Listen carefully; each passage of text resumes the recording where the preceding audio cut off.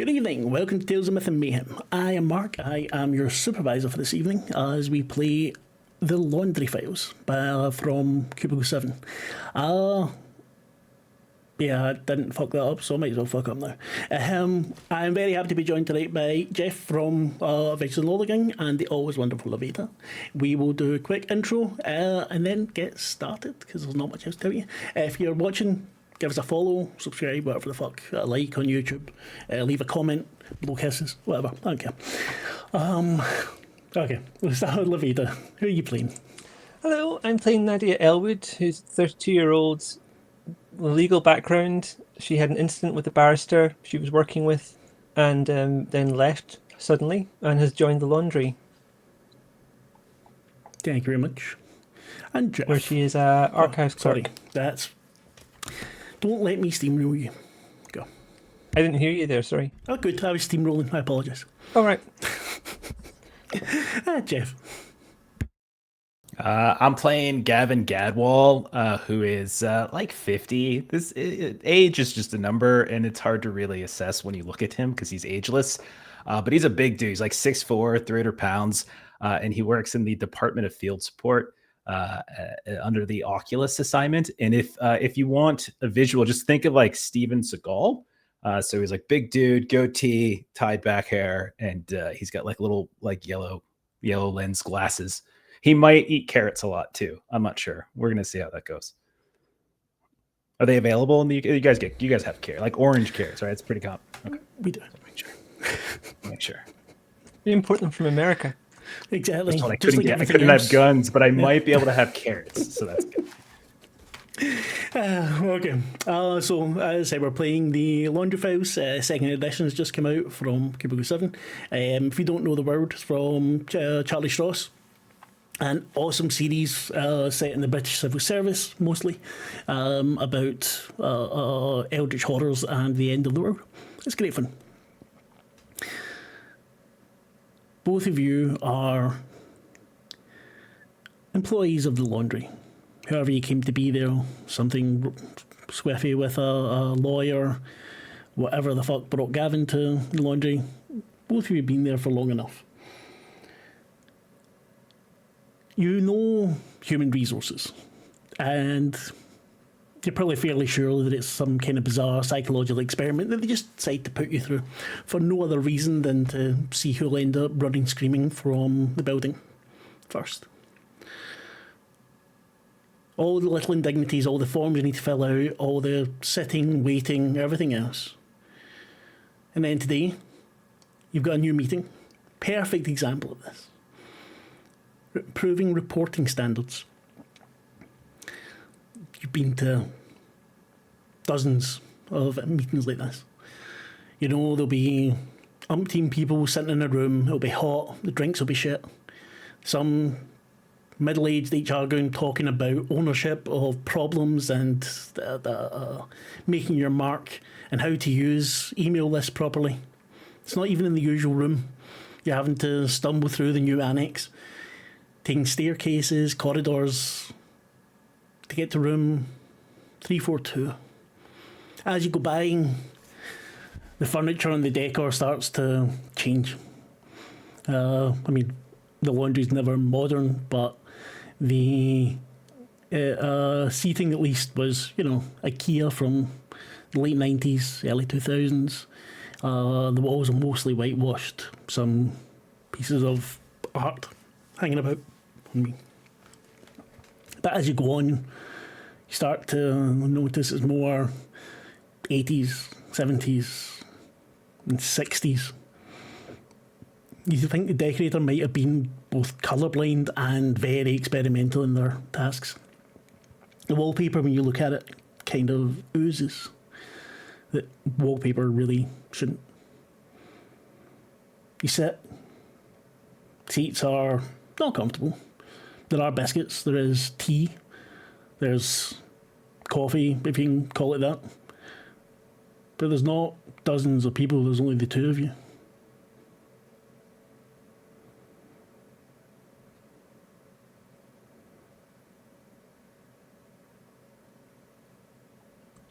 All right. Gavin will get up and he wants. He said there's coffee. Okay, so he's going to go over. He's going to fix himself a cup of coffee, and as he does, he's like looking out of the side of his glasses over at Nadia because he thinks he recognizes her, and then he's just going to start pouring way too much sugar. Like he's going to do like a deep like bartender pour of sugar. Like just when you think he's about to stop, he just does another, and then he sets it down, and he'll look over at Nadia. Can I fix you something? Yeah, can I have a coffee, but just leave the sugar. Do you want a biscuit? I think we've only got nice ones. They say nice on them. Okay, so he'll look at you kind of strangely, face kind of scrunches, and he's like, "No sugar." And he pours he'll pour out the coffee, and he'll set the sugar down, and it's as if he's like looking. It's like as if he's been given a baby, and he doesn't have an understanding of how this functions, like coffee without sugar. And then he'll walk it over, and he'll hand it off. I have a question. Should I be playing like a British person, or is like, or is it like the type of thing? Is this the type of agency that would bring in outsiders on a regular basis? There are outsiders on a regular basis. Into the laundry, there are outsiders part of it, but it's generally very specialised. But if you've been living in the UK for a long time, and you're basically British, then yeah, they would have you in no problem. Okay. Just trying to zero in on the accent I'm going to use.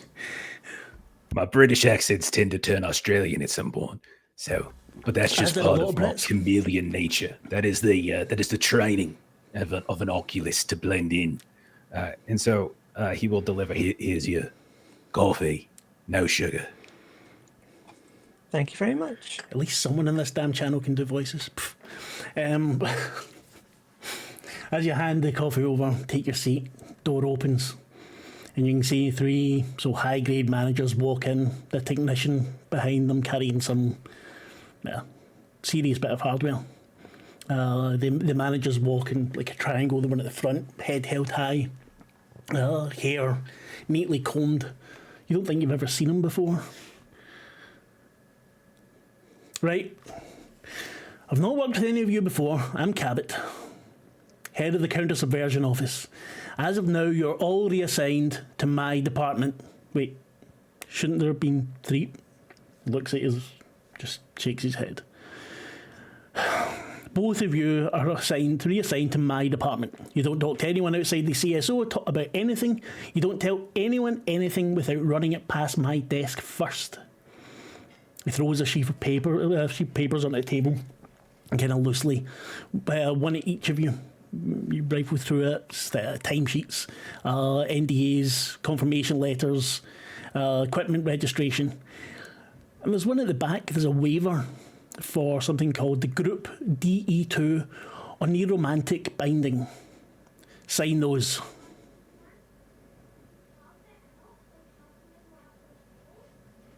Is it a waiver we've seen before? No. So what's this? Sign it. Nadia just takes it. She's used to this kind of level of bureaucracy.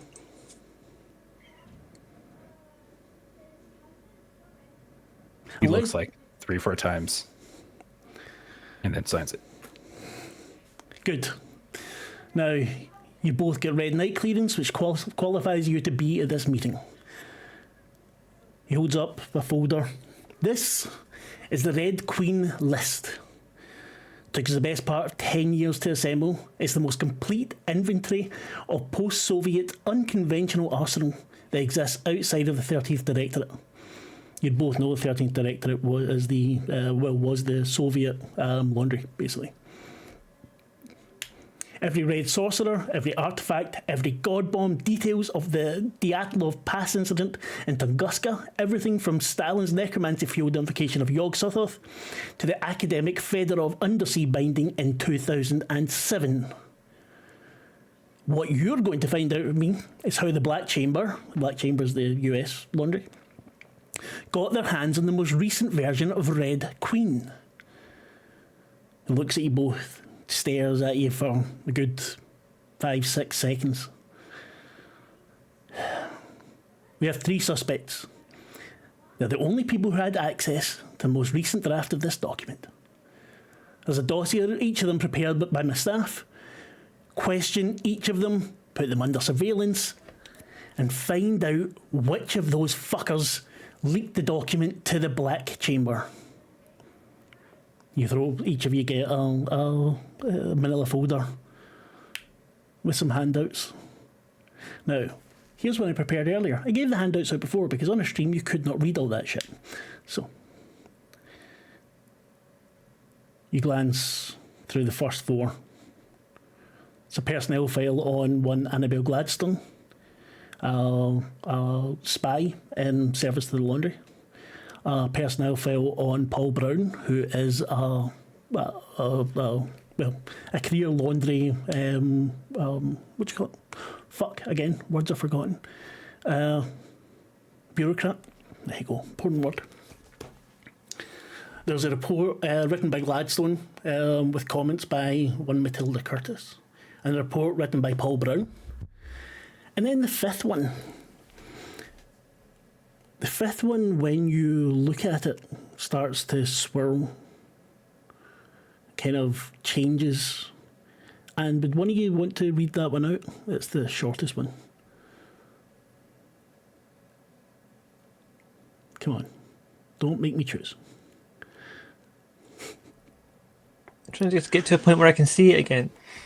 It's the photo. Yeah, I know. It's just Okay. Windows. Many, many windows. So this was meant to be a personnel file on an auditor, Matilda Curtis. It says, name Matilda Curtis, date of birth 30th of October 19 X'd out, country of origin United Kingdom, gender female, education X'd out, background Curtis started her career as a researcher in the Foreign Office before transferring to the laundry as deleted. I hardly think this is relevant, Mr. Cabot, and you'll This part's forgive in me for... handwriting. Oh, right, I didn't... No, That that's the magic bit. Yeah, sorry. You'll forgive me for this intrusion. If you have questions, please ask them directly instead of stalking me like some spotty little pervert. Then back to the typed text. Operational history, and it's removed. Items that may be of importance. I'm a fully qualified auditor, an adept of the tongue of Mahat. Is that pronounced right? Mr. Brown, I assume he's caught up in this little witch hunt too.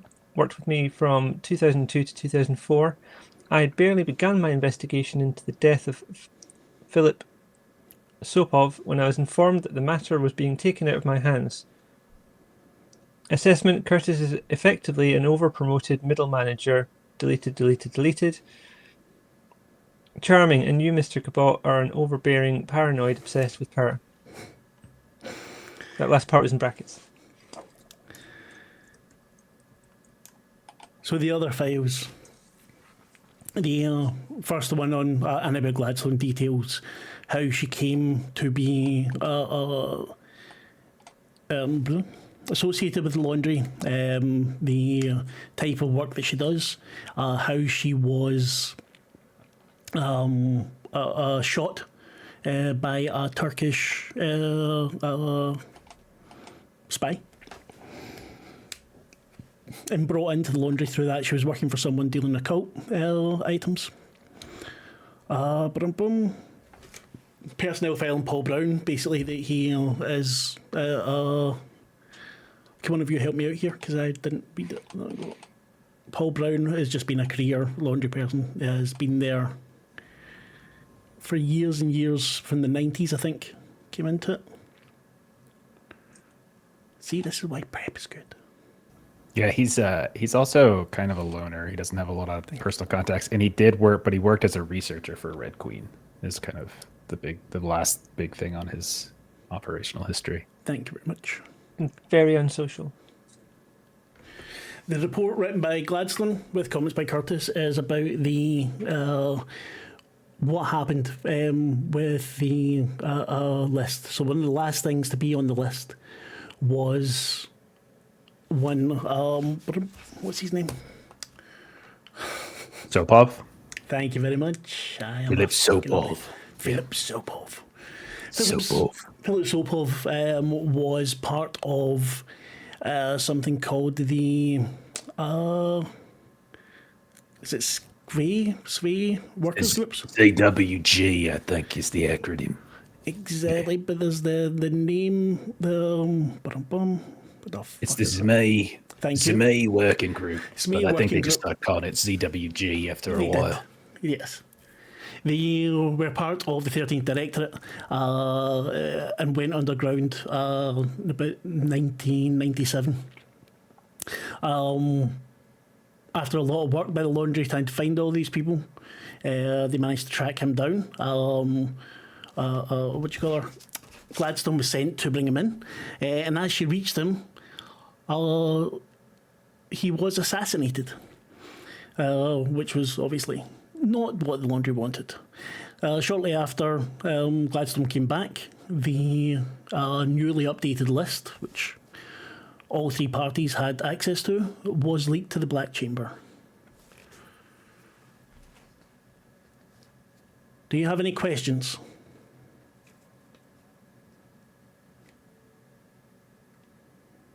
So this is sort of a question for you. I don't know if you would ask this out loud because you probably would already know. So our task is to like surveil them, right? These aren't people like that are locally in custody or anything like that, right? But you can ask him that completely. It's quite to say what is it we do. I want you to find out who leaked the Red Queen list. All three are currently in the new annex. All three will make themselves available for you in an auditor's chamber. All three you will be able to surveil or have surveilled under very strict circumstances. So they know we're coming. They know they're going to be interviewed, yes. So they have been surveilled, or we're doing surveillance. You will be doing the surveillance now. Okay. And I know we're coming. So basically anything we see while we're surveilling him means fuck all, right? Because they know we're watching now. He looks kind of disgusted at you. No. They know they will be interrogated. What happens after? You're dealing with spies. I'm pretty sure they always think they're being surveyed. Your job is to look into it. Use all of your little skills that you got in your little support group or whatever the fuck it is, and find this out.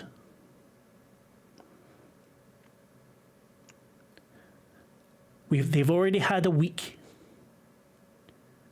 I found out about this yesterday. You are now being brought in. We need this information. Okay, and why just these three? Like, why aren't was there a larger list of suspects and such? And this was narrowed down to here. These three are the only ones that had access to the updated list with Sopov's death. The only ones that you know of who had access. What's your name? Gladwell? And you can tell he's getting it wanna call wrong on me that? purpose. I've We been do called not worse. make mistakes like that, Mr. Gadwell. Right. So, sure. Okay, yeah, we don't make those kind of mistakes. Sure. All three are on light duties at the moment. He looks at you, Nadia. They can't scratch without us knowing it, but they're still available. They're still allowed to move about at will. Any further questions? Is it just us doing this, or are there going to be more people put onto this later? Well, as your friend here, Mr. Gadwell, pointed out, where there's one mole, there could be more. I can't trust anyone in my office with this. We'd be the first target for subversion, not if the auditor is the mole. How could that possibly be? He just said we don't make mistakes. We do not make mistakes like that. We have kept this under wraps. No one has had access to it. No geese have been... Geese or G's? Geese have been broken, to the best of our knowledge. To break one of these would be... So there it is. The little phrase at the end. To the best of our knowledge. He fixes you with a look as if he wants to throttle you. Stands up. He's 6'4". Yeah. Yeah. Sit down. No, just a bit of a sciatica problem. Just got to stretch every now and then. I said sit. And you can feel something. He's not quite forcing you to do it, but you can feel that your ward is kind of getting warm in your pocket. And you can feel that he means it. Such a touchy subject, I guess. You don't like people towering over you. I got it. You like to be the big man. So he sits back down. Now, are we quite finished? Is there anything else you need to know to go about your tasks? How often are we reporting, and who are we reporting to? We want this as quickly as possible. You report to me and only me. Noted.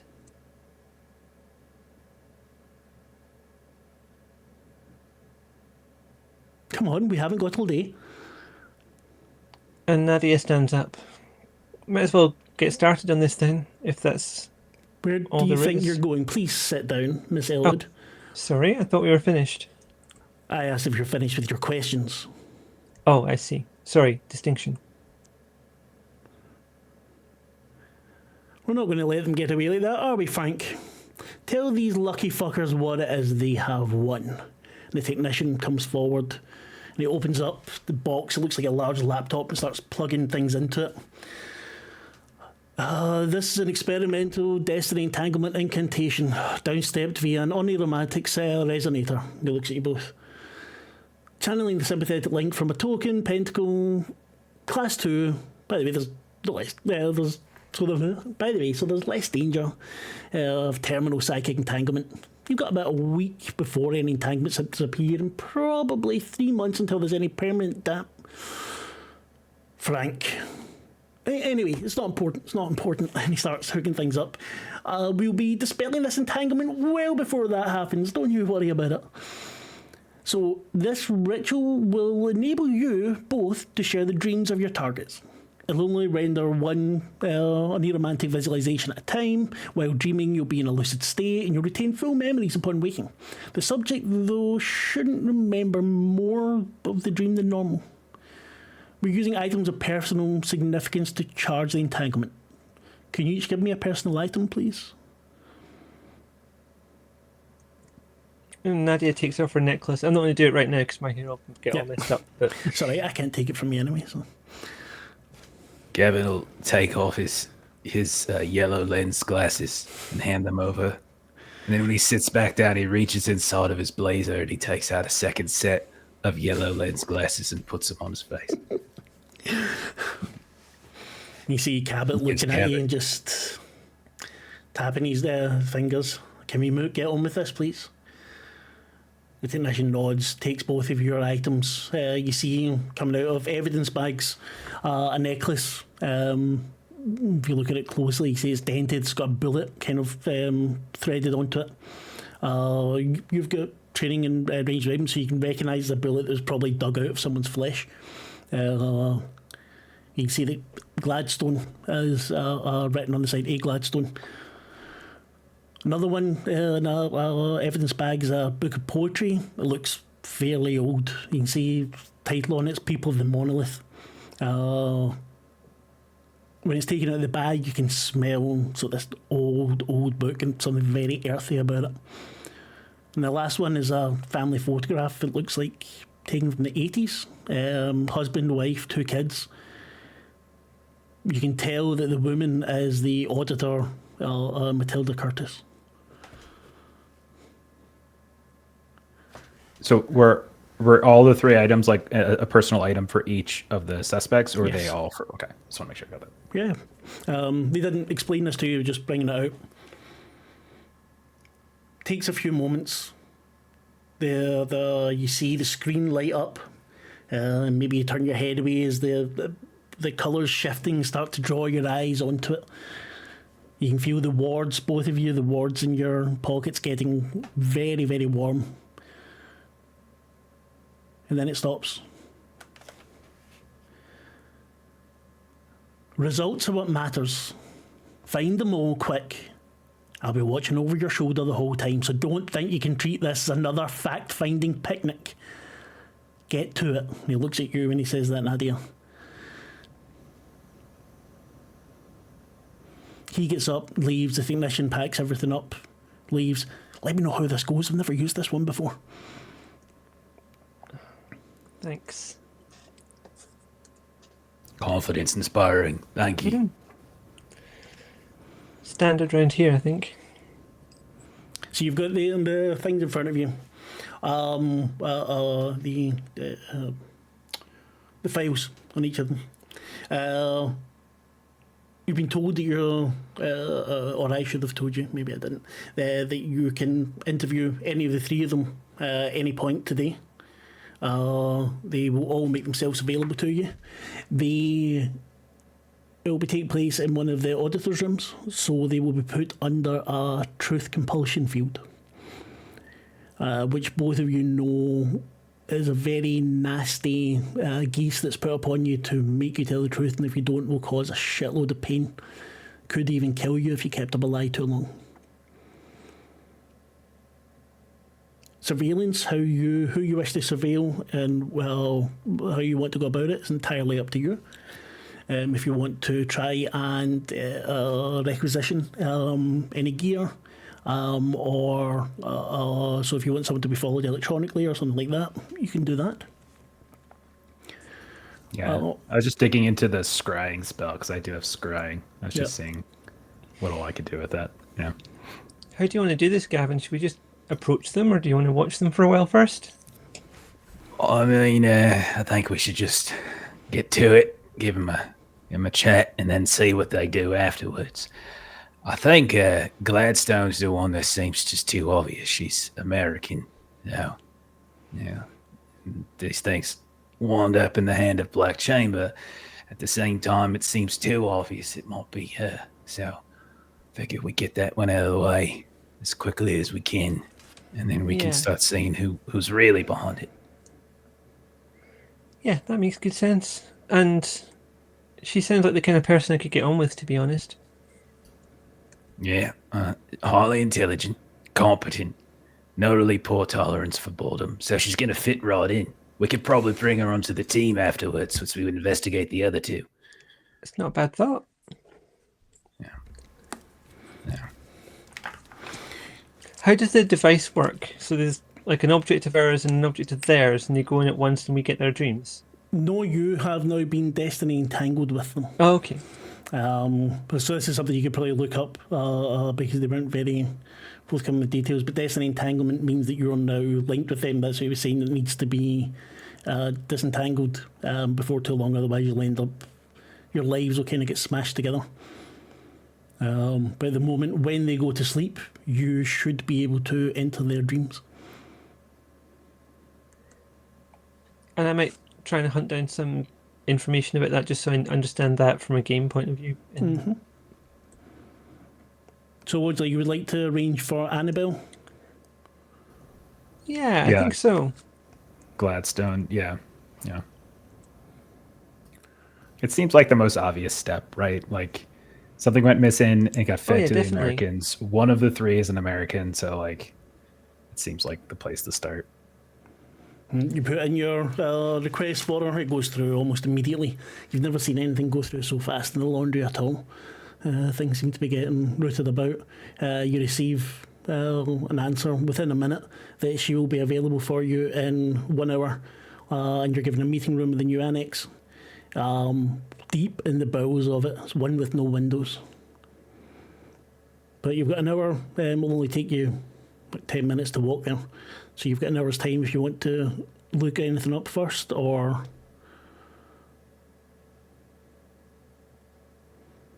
you can just head right there.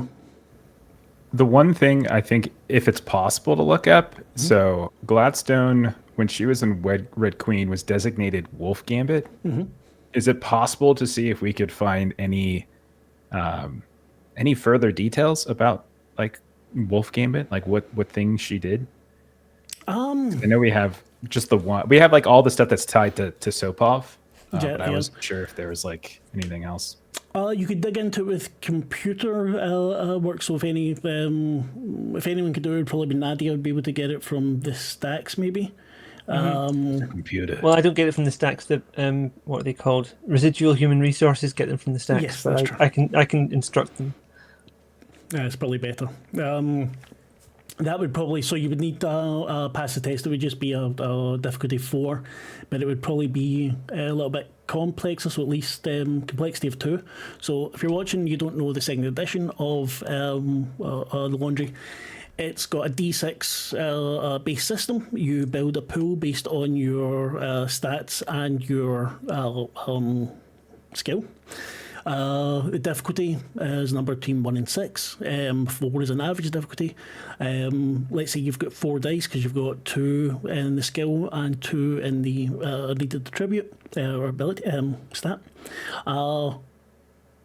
Usually 1 pass, 4 would be enough. However, if something more complex or take more time, then you need more than 1 success. So it kind of ups the difficulty, but the difficulty for each roll is still the same.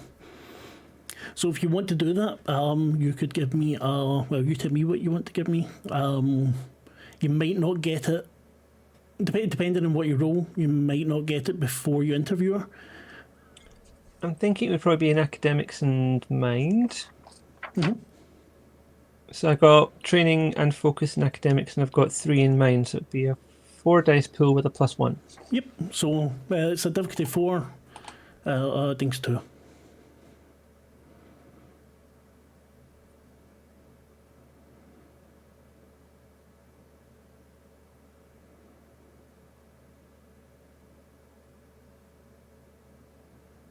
Okay, so I've rolled a 7 with a +1, so it's going to be 8.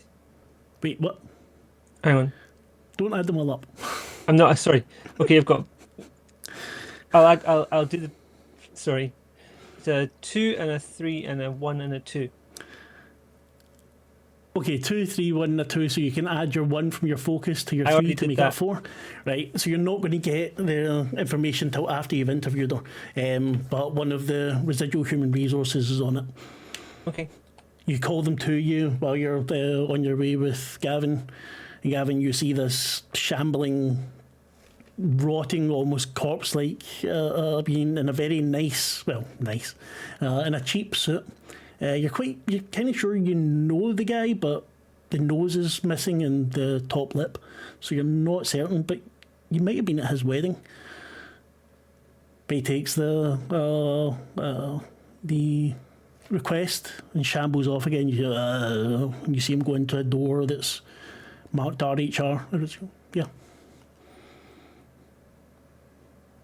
They take their time, but we should get something back. Well, probably not until after we've interviewed her now. I'm sure it's fine. Yeah. Something seems kind of odd about her, to be honest. It just seems too obvious. So this feels like a bit of a red herring, maybe. But You think we're just ruling her out? dotting the I's and crossing the T's, I suppose. Something like That that. is the laundry way. Yeah. I'd really rather just hit something, but I guess this will work. I guess that we might could do be that coming. too. Right. Yeah. Yeah. She seems tough though. She survived getting shot when she was working for the Turks, and then got, she seemed to handle herself, equip herself quite well. So maybe that's not the best way to go. Doesn't like authority figures. So just make sure Cabot doesn't go in there. Yeah. She doesn't like to be bored, but we could use that to our advantage and get her riled up. She might be more willing to talk if she's fed up. Maybe? There's an idea. You might want to, on the report from Gladstone, the bits that are written in bold, they are notes from Curtis, from the auditor. Yeah, so there's So in case there's anything you want to follow up there. Right, there's an unexplained gap where Wolf Gambit, so Gladstone arrives in Moscow on a Monday, visits the Professor Sopov, or is it now?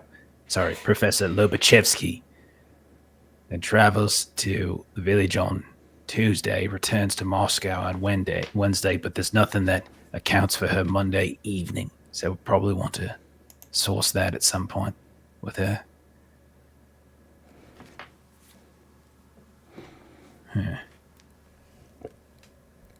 And then, okay. So whenever you're ready, you can move on to her. If you wish. She'll be waiting on you in the room. Is there any indication about who wrote that report? That was, thanks. That was, that was her, Wolf Gambit. Oh, right, she wrote it herself. That's her report on what happened. Got you.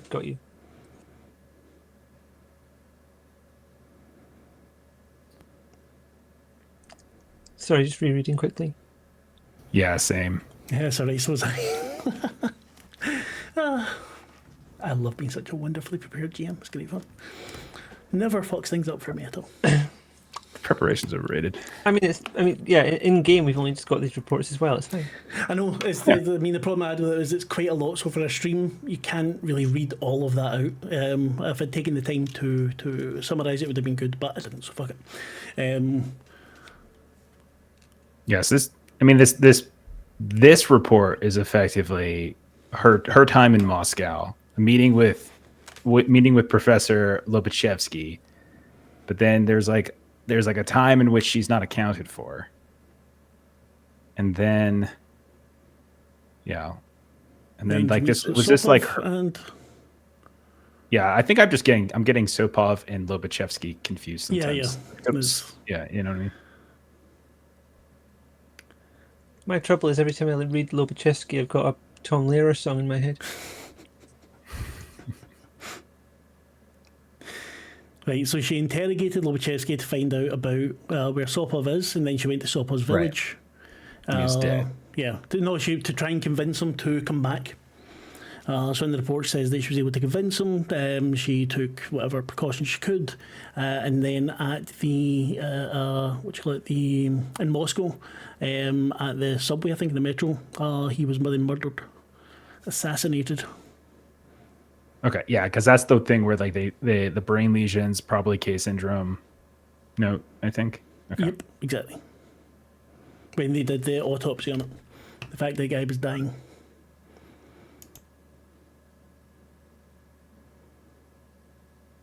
So he didn't see. He didn't make it too hard to find him. She was saying there was no security and discernible wards, blah blah blah. But because it says the autopsy confirmed extensive cancer, brain lesions, probably K syndrome, it means maybe he wasn't able to think like that, and maybe that also wouldn't have had the power anymore to use it. So these are things that you would know thinking about K syndrome. The guy's brain was basically Swiss cheese at this point, or heading that way. And Swiss cheese due to magic use. Yes, due to magic use. So he's been doing some stuff.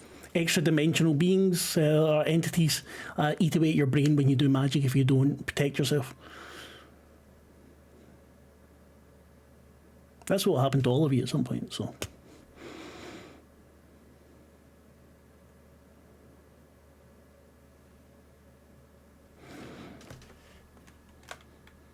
Okay. So it feels like we want to ask her about the missing gap of time. Yeah, missing gap of time. Just some details about the order of things anyway, even though it's clear in the report, just to help weigh her down a little bit, and also just to see if there's anything else that's inconsistent in what she remembers. Yeah, because like Sopov's death was sort of interesting because it involved like maybe try and get some more information on what was happening with them. Yeah. It's like his death involved like a shot, a pretty fancy shot off a train. I'm not hearing anyone, I've just realised. Oh, sorry. Mark, can you hear me? I can hear you, mate. Okay. This happens sometimes. Do you want to drop out and come back in? I don't think she hears me either. Yeah.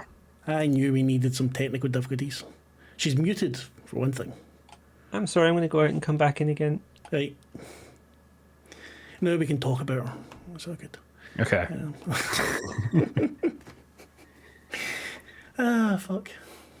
But yeah, there's. I think you're on the right track with the report. You don't need everything from it, but as the auditor says, reporting is sloppy. Yeah. Can you hear us now?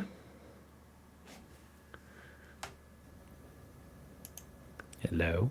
She's muted. It's fine, it's fine. You can hear us. Yeah. Excellent. Sorry about that. There we go. No, don't be. We solved it. It's all done. Yep, It so was the done. butler. Game's finished. Cool, It's- great. Back So- to the biscuits and coffee. Exactly. The coffee was absolute dog shit, by the way, I forgot to mention. It's Put probably enough instant. sugar in it. Even dog shit tastes good. Well, that's true. I mean, you were able to chew Life. on yours, so. Life motto. By the way, I don't think we said, but for the bits that everyone gave, we'll give them extra luck, and luck is extremely good in this game, so when they want to use it, they can. Right. So when you're ready, Gladstone will be waiting for you in the interrogation room. Good to go. I think we're good to go. Before you enter, you're both Yeah. given a different ward. As the room, they don't want to put the truth compulsion on both of you as well. They swap the word out. In the room, you see tall, beautiful blonde woman sitting at the table. She's looking a little bit bored. Her feet tapping away. She looks at you both as you come in. More English people. So can we get this wrapped up, please? I have things to do. We'll wrap this up as quickly as we can, but we've got some questions we have to ask and we've got to follow procedure. You know how it goes here. Of course, darling, of course. And you are? Nadia Ellswood, I'm a archives clerk. An archive cleric. Clerk. Clerk, sorry. Cleric. Yeah, cleric. And you, sir, are you a janitor or... Me? Oh, I'm the one asking the questions. Of course. Okay. What a waste of time. Come on, let's get it over with. I've already handed in my report. There was nothing I agree, could do to save him. Oh, okay. Sure. Except maybe pick up that tail a little faster. Maybe, pay attention a little bit further and you would have known someone was following you a lot longer than it seems as though you could have possibly maybe not gotten them into so much trouble. So maybe if you just quit rushing things for a minute, maybe we can get to the bottom of this. Smiles at you. If you were 10 years younger and maybe a master spy, then I would take what you say to heart. Now, can we get this over with, please? Why don't you just go ahead and walk us through, in your own words, what happened with Sopov? It's all in the report. I went to Moscow. It's just any other city now. Used to be so special, Got out to the... Where is it? Lobachevsky. I went to meet Professor Lobachevsky at the Power Engineering Institute. I put on my best confused student act. Got in there. They won't let me use the warrant card, of course. Couldn't just throw a geese on him. Still, was able to convince him to find out where Sopov was.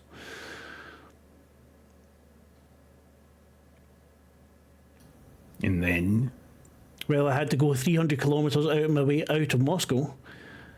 Train, car. Right, but before any other things you did before you left Moscow? She looks at you, and you see the smile kind of her face. What do you mean?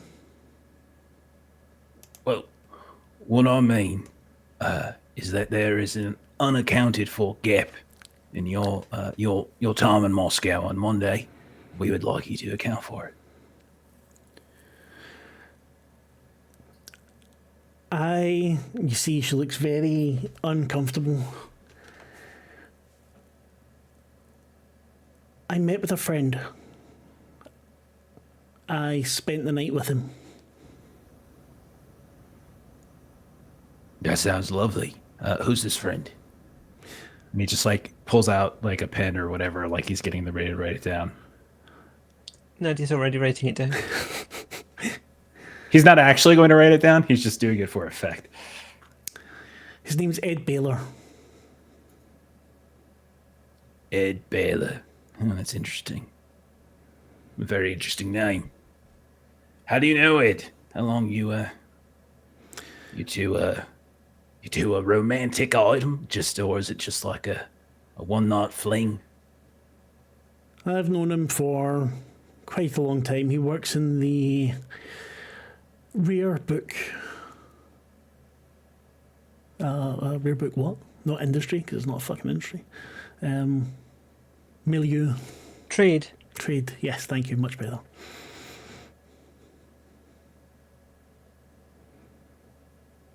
We meet every once in a while.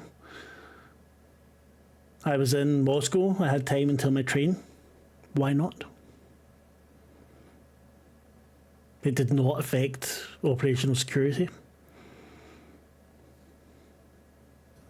Are you the one to make that assessment? Because we've got a dead soap off on our hands, and I don't know if you're the best one to make that assessment. Darling, had I not been there, Sopov would have been dead long before that. Yeah, that may be, but you being there certainly didn't make him not dead. So you're not as good at this as you think you are. She smiles and shakes her head a little bit. Is that all? Did Mr. Baylor bring you anything, or did you give him anything? No, nothing at all. We had a lovely dinner and then a very pleasant evening. Do you know if he'd been buying any rare books whilst he was in Moscow? He never said to me that he did. No.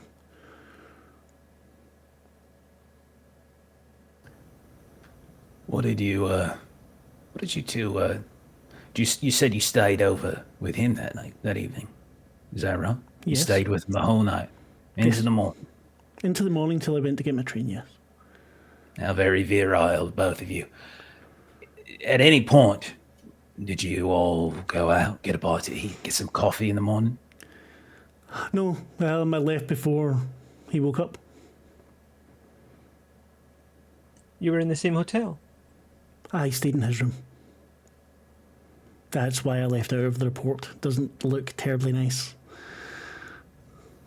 Especially when auditors are making sure every I is dotted and every T is crossed. It must be terrible being a full-time laundry employee.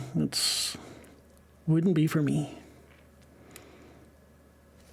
What's the name of that hotel? By the way, just for the records. She rattles off the name of it. Okay. Ed Baylor, huh? Attractive man? Good looking.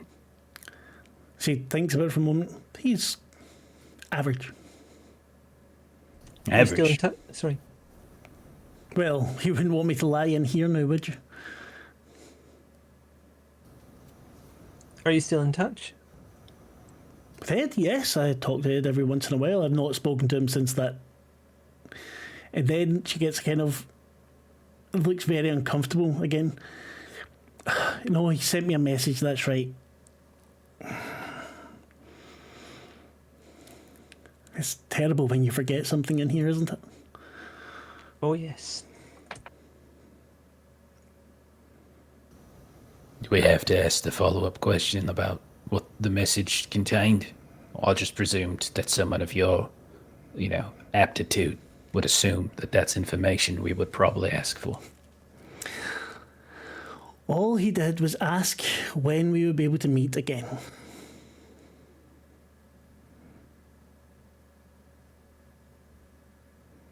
And what did you say back? I haven't answered him yet. Are you leaving him on read, or are you just... No, I was waiting until I was done for the day. Sending messages while in the laundry is... No, of course. Where did you... Oh, sorry. You last met up with him in Moscow. Where would you meet up with him again if you were going to meet up with him? Probably some cafe in London. He's very good at choosing.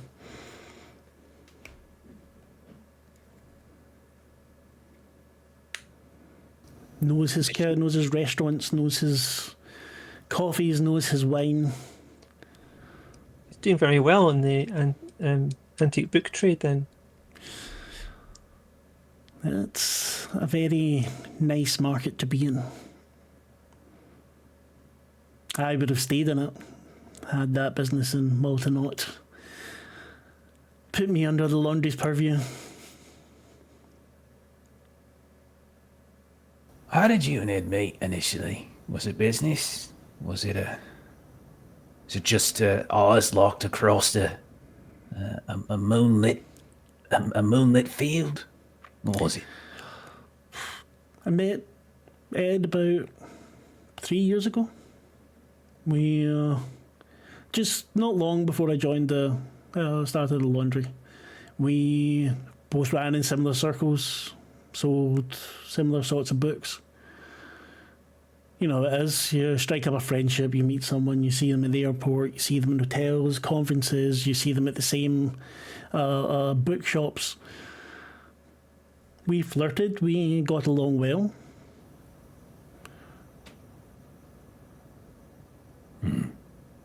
Interesting.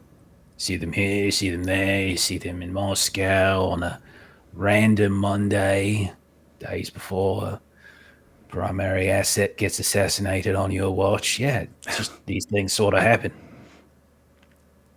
Dime a dozen. Tale as old as time. What do you want me to say to that? There was no... Oh, nothing. It wasn't a question, don't worry.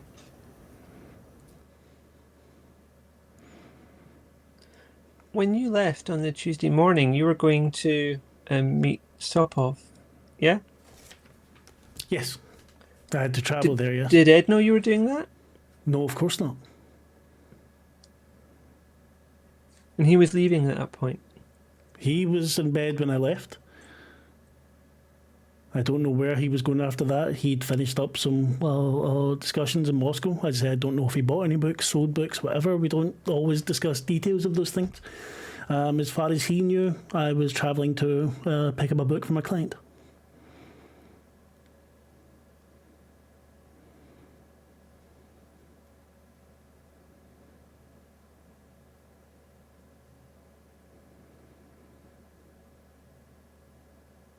When you met Ed, was he traveling with anyone else? Is he here alone? Does he have an assistant, partner, that sort of thing?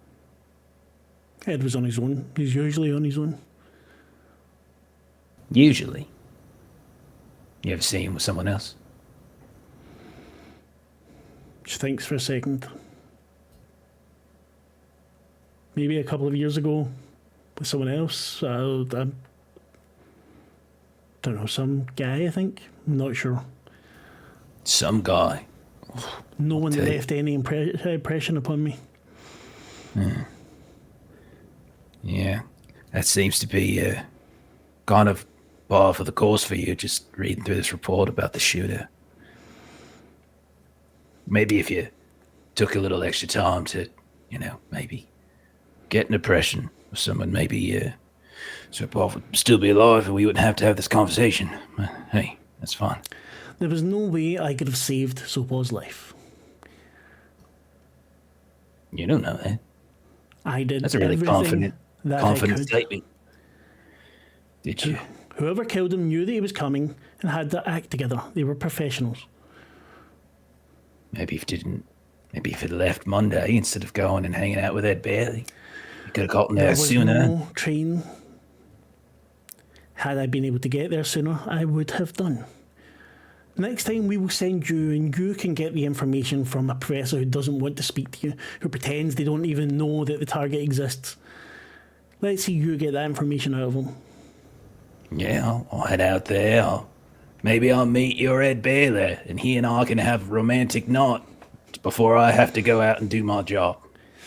I'm sure you would be very pleased with him. He is, she thinks, attentive. Well, at least someone in your relationship is. Now, The smile falls again. Sopov was a sick man. He was tired. And you kicked his door down. I didn't know how sick he was at that point in time. It didn't kill him. He was eager to come in. I think he'd been out in the cold long enough.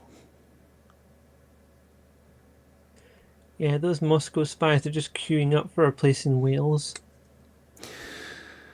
Believe me, a place in Wales would be much better than this spot. Sheep are much more agreeable than yaks.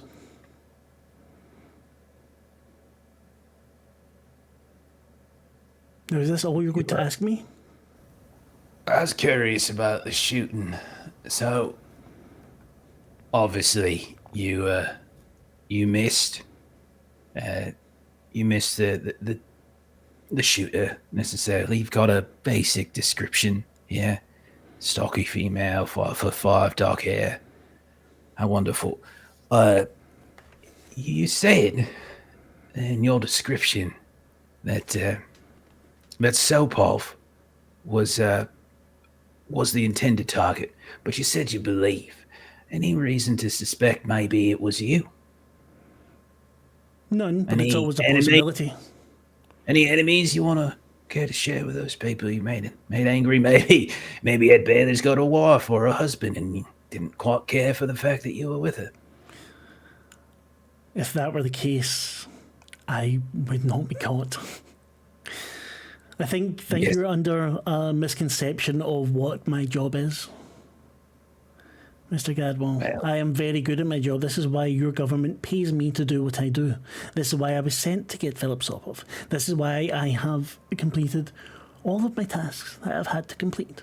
This one went south and I'm suddenly being blamed for it. I am being accused by, not even by an auditor, by two random laundry employees. What's this all about? Why are you questioning me here? Sopov was an asset we were interested in acquiring, and he's dead now. Because and it was the your job, laundry has never as lost you an said. asset before, have they? Yes. But usually their paperwork is far more detail-oriented than this. Well, they should have given me this.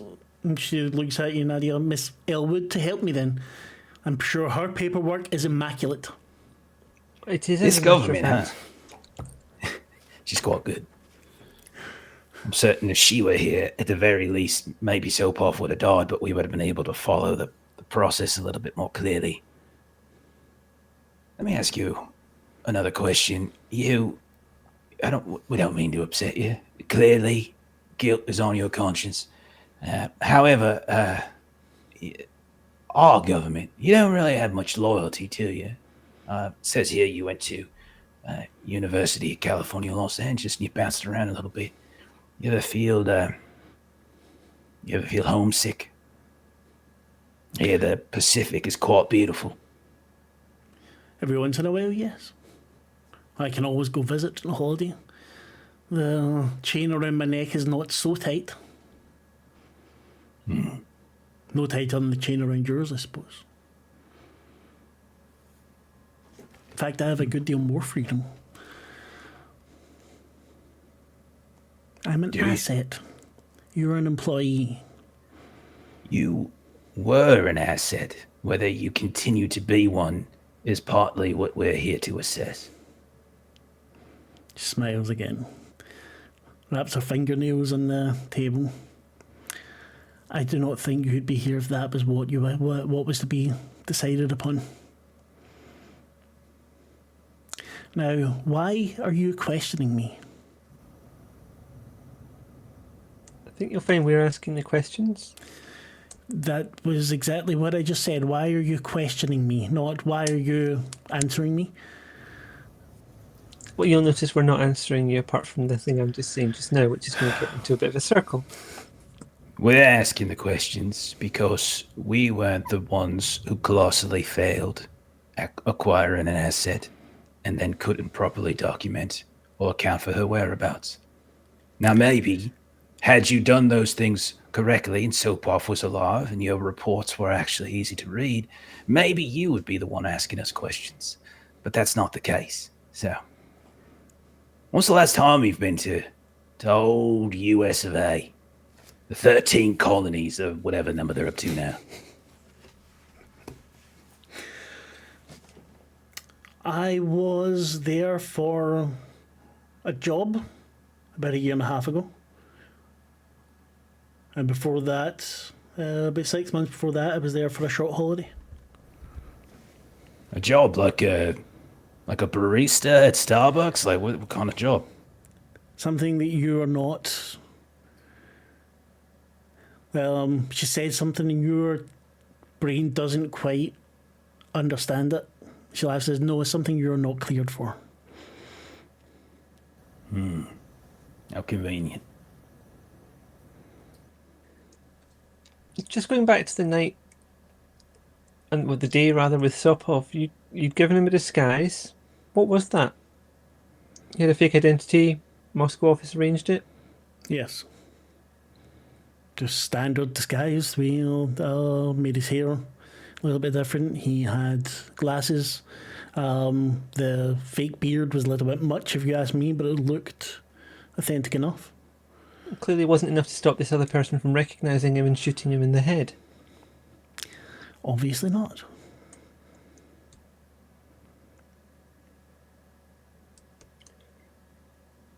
Would you do it differently if you were doing it again? No, I don't know what I could have done differently. And she's obviously telling the truth. There's no look of discomfort or anything about her here. She thinks she did it the correct way. That's very interesting conclusion. Tell us about Lovachevsky. How long did you meet with him? 10 minutes, you said?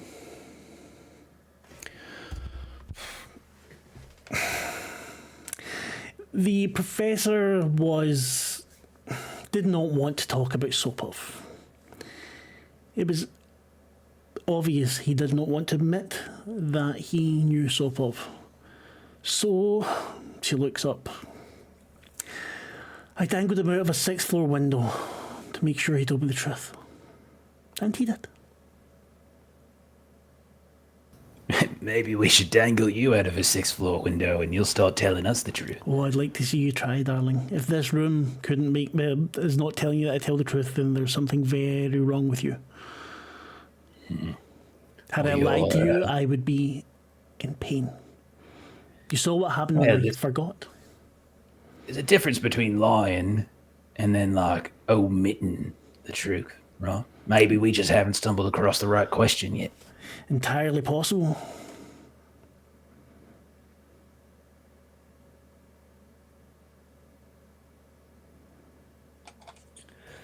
You said in the report that the talisman might have been a dud, or it might have been not working correctly. The talisman that was meant to stop Sopov from being scryed. It's entirely possible. I'm not a sorcerer. I cannot create these charms. I rely on the gear that I'm given by Q Division. And that gear came from Q Division, or it came from the Moscow office? Oh, it came from Q Division. I brought it with me. Unless it says in the report it came from Moscow office, in which case it came from Moscow office.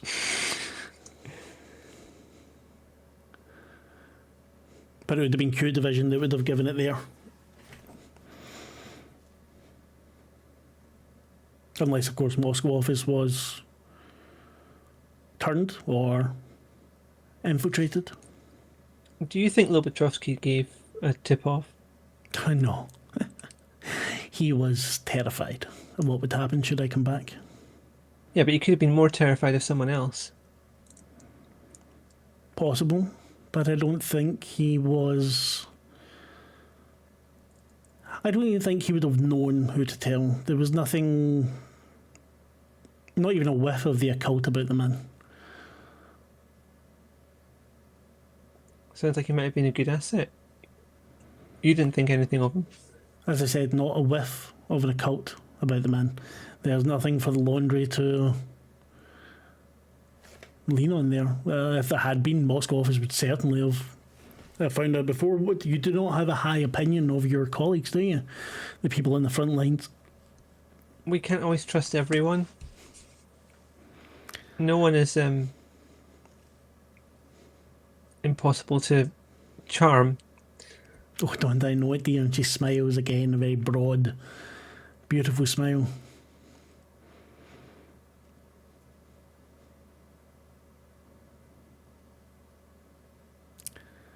So, are we quite finished? Do you have any more questions?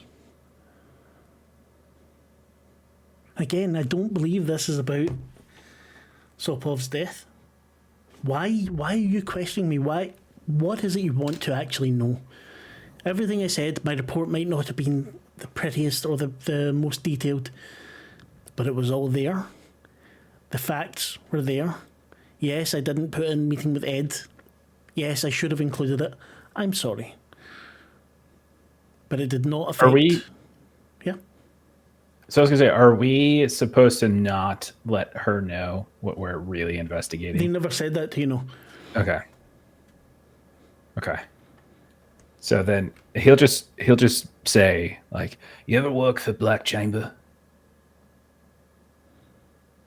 So the eyebrows kind of that. I have never worked with the Black Chamber, no. Did you ever work for Black Chamber? I have never worked for the Black Chamber. I see. he's like waiting, seeing if something happens to her as she says that. Interesting. Have you ever passed information to the Black Chamber? She thinks for a second. Not knowingly. Not knowingly? No. You have or you haven't? I have not knowingly passed information to the Black Chamber. Have you ever passed information to the Black Chamber? That's classified. She laughs. So why didn't you say you've not knowingly worked for the Black Chamber? Because I know for definite that I haven't. I cannot say if something was passed along somehow in some shape or form. I just want to be accurate. I'm just saying someone could have contracted out from Black Chamber to a particular contractor who then subcontracted to you without you realizing that they were working for Black Chamber. Really, I'm just saying it's just an interesting way that you have equivocated one thing but not the other. Neither here nor there. To the best of my knowledge, I have never given any operational information to the Black Chamber. Do you have any contacts in the Black Chamber? See how she squirms. She lets out a small...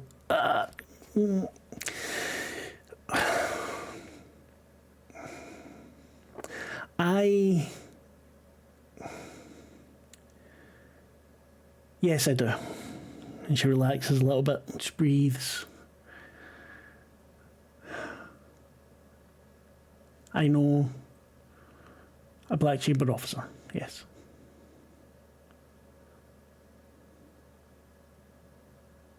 And does this officer have a name?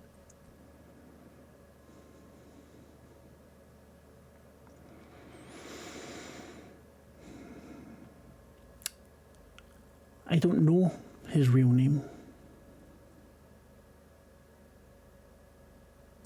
Does this officer have an anonymized call sign that you use when referring to him? A call sign? No, no call sign. And I don't refer to him. I do not contact. I am not in any way divulging information to the Black Chamber. I know someone who happens to be an officer for the Black Chamber. I am allowed to know people. You are, darling. If you were going to give information to your friend in the Black Chamber, how would you go about it? You're an expert at this kind of thing. I wouldn't. And not Yeah, she but doesn't if think so. just No, there is no if here. I wouldn't. I would not break my geese. I know what hells would await me if I was to break my oath. You might think all Americans are stupid. We're not. certainly don't. I can play the stereotype for you if you wish. However, I know that it would be very, very, very bad for me to pass information along to the Black Chamber.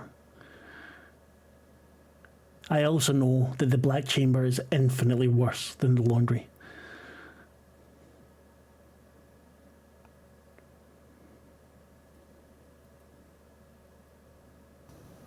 So that's a no on the identity then. So She we're doesn't not answer. answering the question. Huh, I interesting. said I do not have a call sign for him. How do you refer to the contact that you have in the Black Chamber? He's not a contact in the Black Chamber. He's someone I know who works for the Black Chamber. How do you refer to the someone that you know who works for the Black Chamber? Their face contorts again. Ed. His name is Ed Baylor. Oh, interesting. well, look at that. I think all of us kind of knew that name was coming. We were just sort of waiting for you to come to the revelation of it.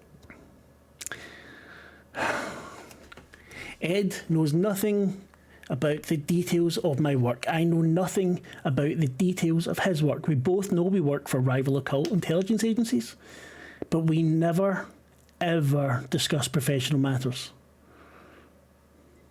There's a whole world of other people you could be fucking, though. What can I say? What can you say? I like Ed. It's fun. There's no ties, since we both know that we can't tell the other anything. There's not hiding because we just say that it's not available and it's not available. We don't even need to say it. We both know. It's a very mature relationship. Sounds lovely. Of course, this does mean there's a lot of circumstantial evidence that's piling up against you there, Miss Gladstone. What do you think? Ed Bastard. killed Sopov? Maybe. As far as I know, according to your report, it was a 5'5" average-looking woman with black hair. Is Yes. Ed a 5'5" average-looking woman with black hair, or does he No, know he's as a such? 5'10" average-looking man with black hair. Average-looking. Well, that's interesting. I figure someone of your mystique would have aimed higher. There's more than looks, wouldn't you say? He must make up for it in other ways. His intellect, his savvy. His cock. Oh, yeah, that's another way. I trust Ed on a personal level, not on a professional one. I have never, and I swear upon my oath, even though I'm here with this compulsion on me now, that I have never ever let my relationship with him interfere with any duty I have to the laundry. That you know of.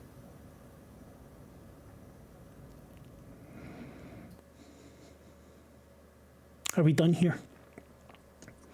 Would you like to go and tattle and say about this? I mean, I know it'll be recorded anyway. Who is it's getting? Is that arsehole Cabot? Is he your boss? He's a little fascist. Why are you so interested in our boss? Why are you asking us so many questions? If you wanted out of here faster, you could have just shut your mouth and answered the question we asked as we asked them. But you didn't. You kept pushing back, probing, trying to get little bits of this and that. What are we doing? What's this really about? You can never try to turn that off, can you? You still haven't told me. Look, I've told you everything now. Yes, I'll be in the shit. It's fine. Why are you two questioning me? Because we were assigned to do so. He just stretches back It's the laundry. It keeps it clean. Moving on. Are you quite finished? I think we might be. We actually, yeah, we might be. So you're saying you're done? I think so. She just gets up and walks out. And just as the GM, I'm going to be a dick and say, you didn't ask her if she leaked it. I mean, we could have, but like, she answered like in the broad so many ways that would have encompassed this. So at any point, like, I think it would have kicked Actually, in. yes, I think you're right. Yeah. Yeah. So like at that point I was like, let's just not tell her what it is this is about, so that she might be even more frantic then in trying to now in the post interview. She definitely looks frazzled as she leaves. You see, just before the door closes, she relaxes a good bit as the compulsion is taken from her. Gavin, do you want to try scrying or anything like that? I was just thinking of that. So there's like different levels of scrying. So scrying is one of these spells that I grabbed. So there's a couple different things. So it can be it's a true sight program at level 1. That's just about seeing magic, though. Mm-hmm. That's which I don't think really would have made too much sense in here, because she probably would have already been like layered down by the room itself, right? And second, it's a thermometer, so it picks up on magical fields nearby and gives visual and auditory feedback to the user. So I don't think that necessarily matters in this case. And then the last one is a sympathetic magic scrying window that lets us track the target, providing I've got a sympathetic link to them, like a photo, a personal item, a drop of blood, to smear across your phone's camera. And you can also theoretically observe the target remotely, but that's like trying to get 3G reception on some deserted Scottish island. Yeah, fair. Okay. You can easily get a photo of her. Yeah, you have a photo in your files already. We've got the objects as well. No, you don't have the objects. They were that's part of the machine. They were being. Oh, they're in the machine. Okay. They were being used to link. You got your own objects back as well. I should have said that. They need to be taken back. They don't want it to be known that they were taken. In fact, you would have seen that she had her necklace on. So we still might get something from the dreams. Mm-hmm. You can still scry. You can definitely still try and scry. You said you got the photo. I'll try it. But yeah, I would try it if that's okay. She'll still be in the new annex at the moment. I wouldn't try to do that until after she'd left, because you'd probably set off 7 billion alarms and maybe get yourself eaten. Could we? I mean, I'm assuming is there some sort of like security door person kind of thing that could like signal us when she leaves? Yes. Okay. Yeah, so we'll probably float that out. Give me a I want a requisition role, because I've not asked for many roles. I would like one, please. Fair enough. So I think it's mind, bureaucracy, difficulties 3 because you've got advantage, and just 1 success enough. Okay, mind, bureaucracy. Mm-hmm. Am I doing this one? Okay, all right. Not a very bureaucratic man, as you might expect. Steven Seagal. I could be helpful and give you an extra die. Okay. There you go. Is that cool? Is that all right? Yeah, is that all right? You're doing something else, and you pass him the number of the right person to call or something. He had like a Chinese menu that he was going to call, and then you. Well, that's not right with that. Tucks it away.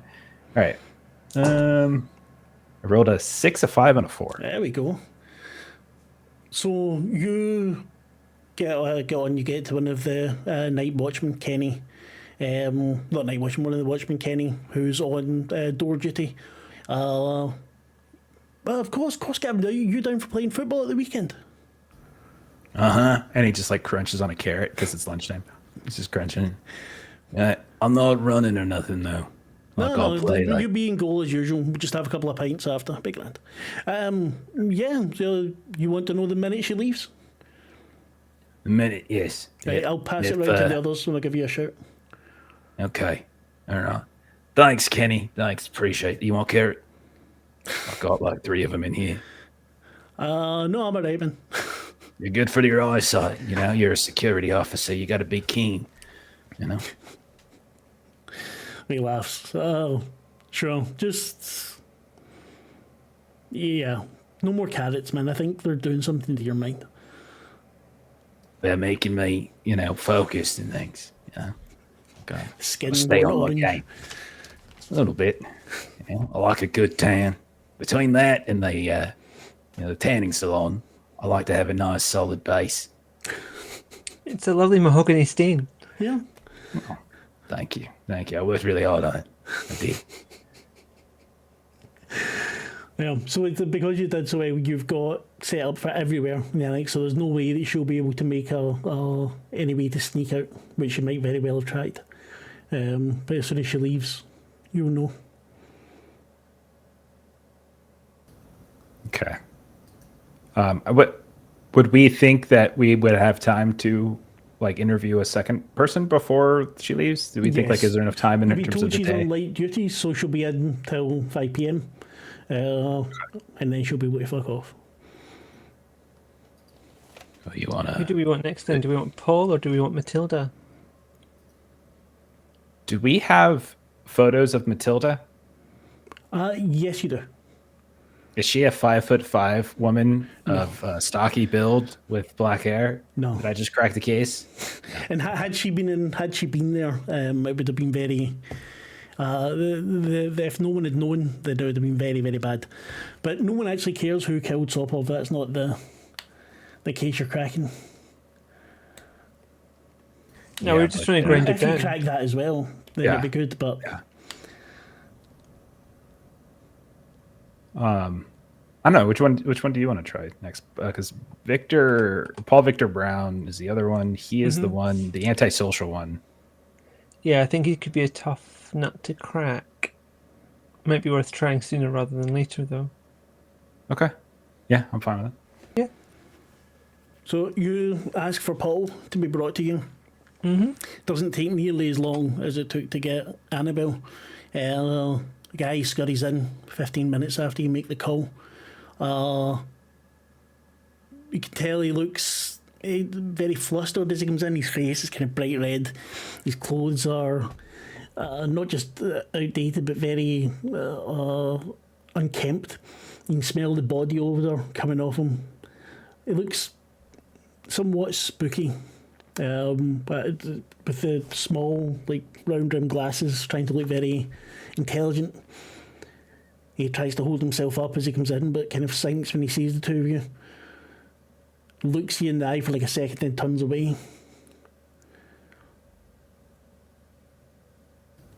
So for this interview, I think I want to stand, and I want to use my enormous size and just kind of loom over him a little bit. I just want to. Not necessarily. I'm not I'm not doing I'm not gonna hit him with a phone book or anything. But I just want to have that specter of size differential over top of him. And he notices right away, and you see him kind of shrink into his seat a little bit, and every so often he looks over towards you, and if you catch his eyes right away, looking away, you find it very difficult to hold. Thinks how to hold eye contact at all. You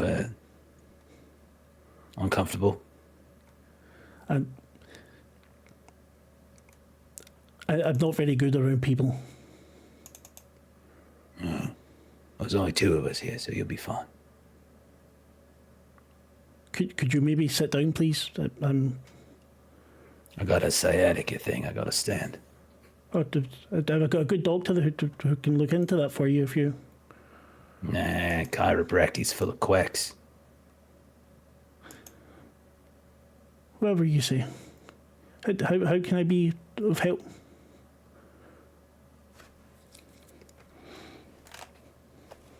He looks over at Nadia. And Nadia's playing very much good cop in this matter because, she's also a clerk, albeit he's an auditor, so therefore one of the scary people. But He's not an auditor. He works in the auditor's. he works for the auditor's department, so that's enough to be scary when you're only an archives clerk. We just had some questions about stuff that's been happening. You're a very prolific fellow. I try my hardest. I am dedicated to my job. He looks very proud.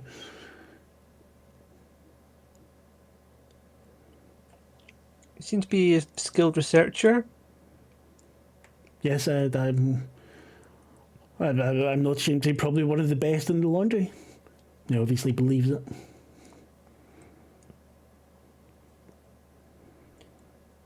What? According to your file in 1996, you refused a promotion. Do you remember why you did that? I don't know, is it in the file? Give me a second. Where is it? He just cracks. He cracks his back, so like just 1,000 knuckle cracks happen right over top of him while he's thinking.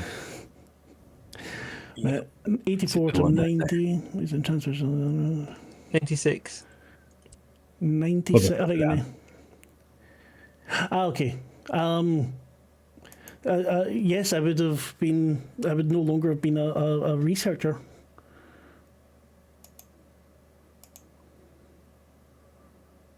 But you could have been an SS-05A. But I can't remember what that is. I don't know. I'm seeing it on the report. Damn it. Maybe some kind of administration. It's an administration thing, but I can't remember. It'd be something very specific. It would have taken him away from the auditor's office. What is it you like about the auditor's office so much? I appreciate the work. I appreciate what the auditors do. I think it's very important to follow the rules and laws that are laid down for us.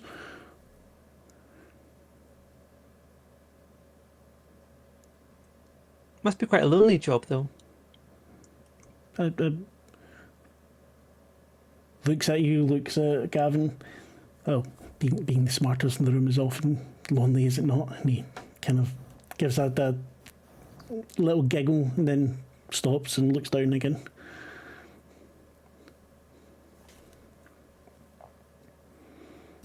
Gavin says, "Yeah, I know what you mean." Of course, yeah. And you see he Doesn't, twitches like, when he crack a says, of smile or course, yeah. anything. Yeah. And was it always like that for you, even when you were a student? Yes, I've always had my head stuck in a book. Always learning. And it says here you studied in Durham and then you went to the USA for a time. Yes, I did. Miskatonic University, right? Yes, best in the world. At what? Exactly. What are they the best at? The maintenance and research of old manuscripts. They're absolutely essential to the work that I do here at the laundry. Oh. Yeah. You miss the college days. You miss Miskatonic, the campus, New England. I think if anyone had been there, then they too would miss it. Yes, it's a very happy time of my life. So you were happy there. You're not Of happy course. now. I'm very happy now. I love my work. I love what I do. I put everything into it. Why would you think I'm not happy? Oh, there's just a way you said it. Seemed to imply that you weren't happy here. That's all. No, not at all. No, I wouldn't mean to imply something like that. It's one of the happiest times of my life. Not that I'm not happy now. I'm very fulfilled. I'm very. If you look at my what do you call them? Fucking hell. The report you get, your productivity report, I don't know, something like that. They're all top marks. Every auditor that I work with is always very happy with me. What was it that brought you to the laundry? What did I bring them from laundry? When I was working, when I was studying, I came across a book that probably was not meant to be seen by others. When I'd completed my masters, I'd written my thesis. I borrowed a book and believed I could bring it back to the UK, and unfortunately, that turned out not to be the case. What happened? I was picked up by the laundry. The book was returned, but I got a copy of it from the British Library to read, which was very good. And I've been here ever since.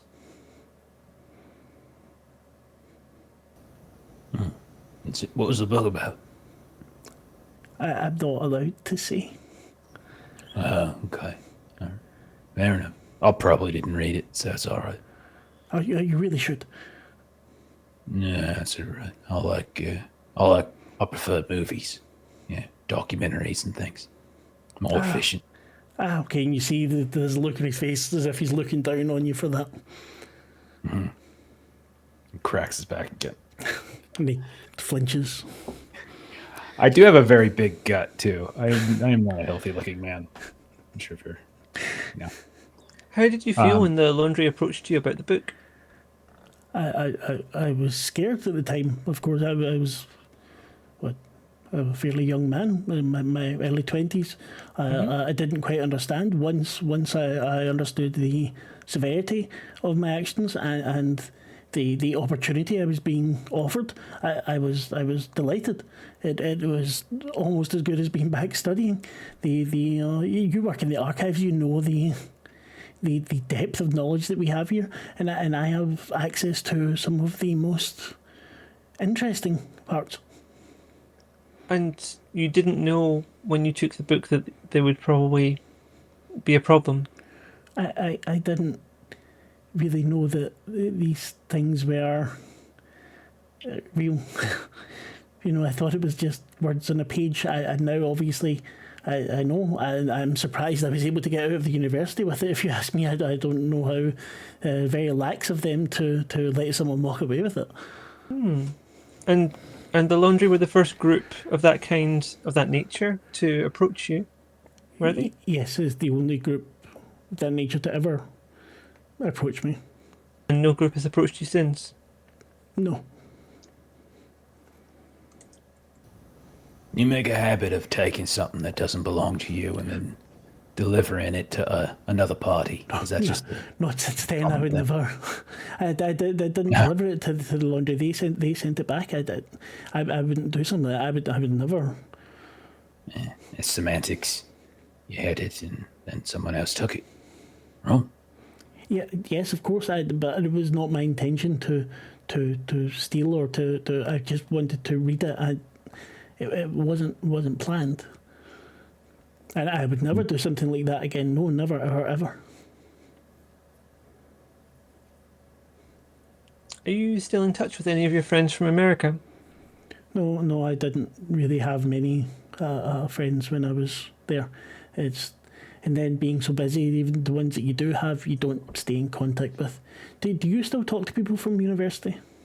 Oh, very occasionally. I Can't tell them anything about my work, of course, and that's always what they want to talk about. Of course, see, that makes it more difficult as well.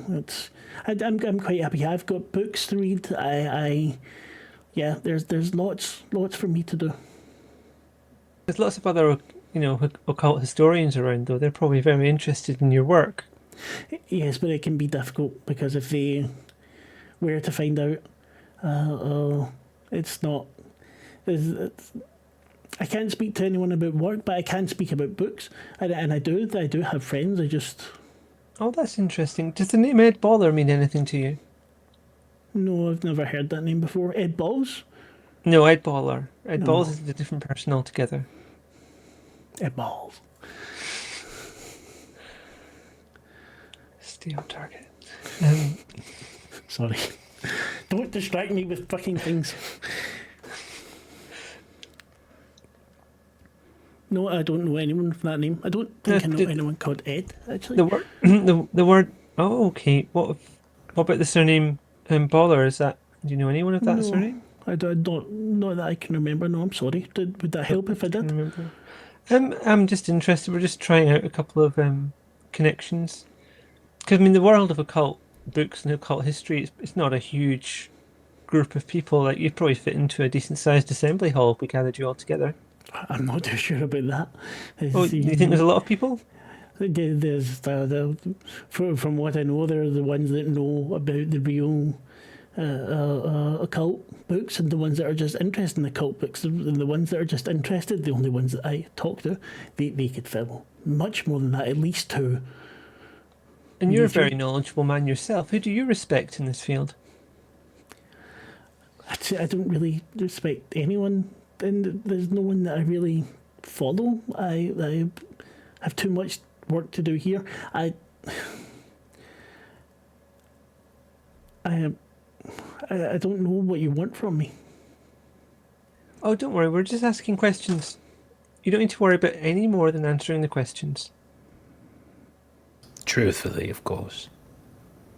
Of course. Why would I not answer truthfully? You'd be surprised what people do when they're under stress, and sometimes they panic a little bit. But sitting in here with the compulsion, it would be easy to panic, but I wouldn't tell a lie. I wouldn't tell a lie if we weren't sitting in here. I wouldn't want to lose my job. That compulsion's an interesting thing, and as I said, you are a knowledgeable person. Is there any way around that compulsion that you might know of? I don't think anyone here, maybe one of the senior auditors could get around it, but it's one of the strongest in the laundry. Maybe Angleton? So I've heard. Angleton probably could. Okay. I heard Angleton has one in his office, actually. Angleton, huh? Yeah. We'll track that down. Hey, Paul, I can call you Paul. You mind if I call you Paul? Is that right? Of course, that's fine. And he kind of, when he says that's fine, you see him twitch. I mean, you don't have a doctorate or nothing, so it didn't really make sense to call you, anything else. Anyhow, you said there's not a lot of folks in the industry who respect you, or no, sorry, that you respect. Is there any within the industry that, kind of look up to you, maybe? Kind of ask you probing questions, that sort of thing, like always kind of wants to get your angle on this or that? No, I tend to keep to myself. I'm not anyone in the industry. I don't do talks. I don't go to conferences. It's very suspicious. When he says that, he looks kind of sad. Does he? That's kind of suspicious, right? I put all of my effort into my work. I do have a friend that he owns a bookshop. Oh, wonderful. What's his name? Louis Stimson. Louis Stimson. Oh, what's he look like? He describes a middle-aged man, hair receding, fairly large. So not a large belly, but they're getting there. Why are you so focused on weight? What's the matter with you, Paul? You're a better person than this. You asked me to describe him. I don't mean he's lovely. Describe him. I don't understand why you had to belittle the man. I would never. He's one of my closest friends. I would never, ever, ever. I thought you didn't have friends, though. I said I do have friends. I don't have friends in the industry. He owns a bookshop, and I visit him and we talk. And he thinks I work for the National Trust. No, it doesn't have. Is it? There's a bookshop nearby. Then I take it. It's near where I live. Yes. Got an address for that? Yep, that's off. It's Strange Eon Books. Oh, Bloomsbury.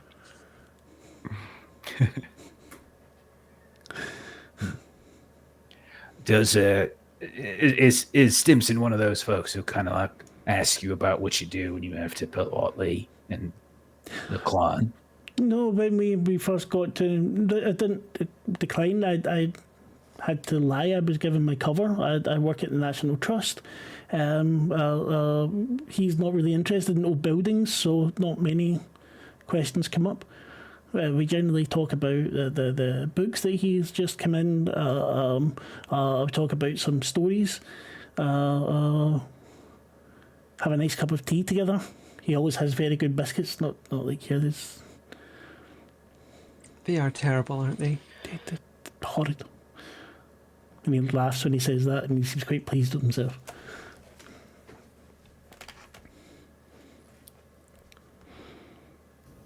So, Paul, since we're friends now, and you got two now, right?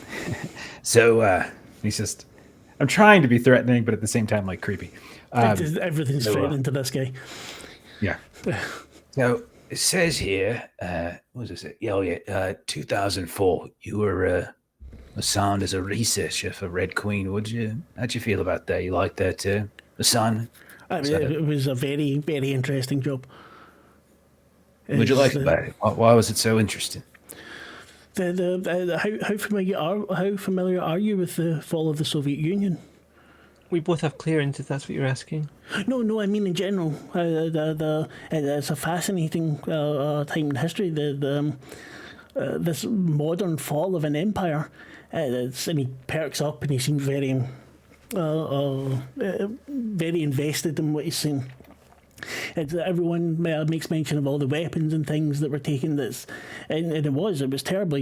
People are able to buy nuclear bombs, and the things that we get to research are more powerful than them by far. And I helped to track these things down, to catalogue, to bring them into the safety of the laundry. It was a very, very exciting project. That sounds quite better. It's sitting around talking with us too, doesn't it? Yeah, it does. What kind of things did you chronicle? Was it just items? Was it people? Was it, former KGB, that sort of thing? Or the 30th Directorate, not KGB, though. Any sorcerers that were that we knew to still be alive, we documented those that were dead. Any special items that were found, any rituals that were documented. We found as much as we could. We didn't want it to fall into the wrong hands. I see. And who would the wrong hands be, hypothetically? Any number of independent agents, the Black Chamber, whatever the Chinese one is called. I can't remember.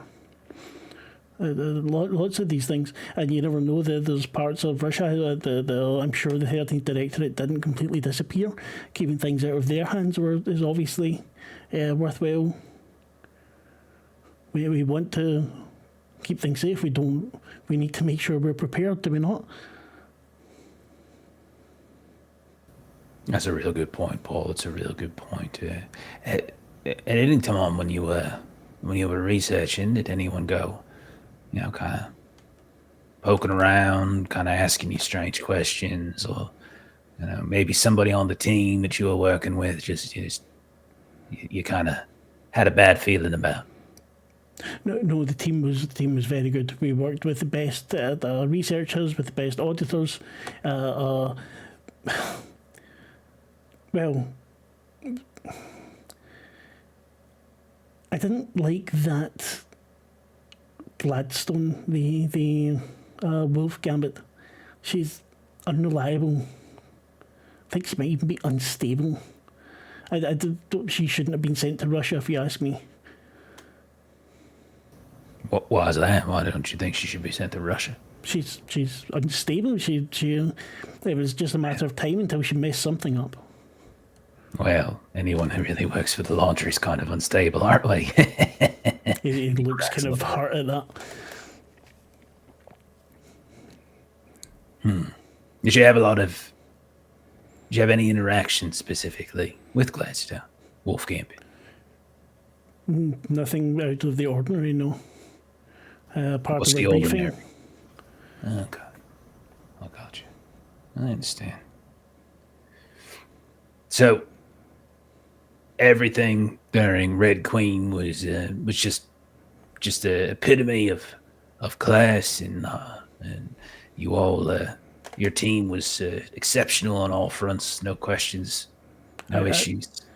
I think the thoroughness of the list speaks to that. That's true. Yeah.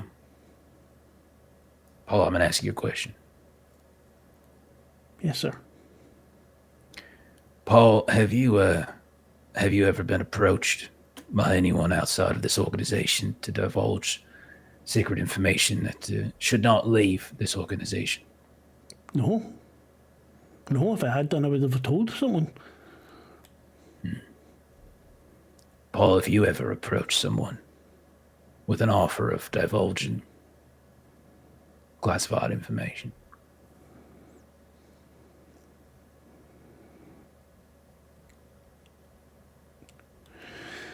No, never.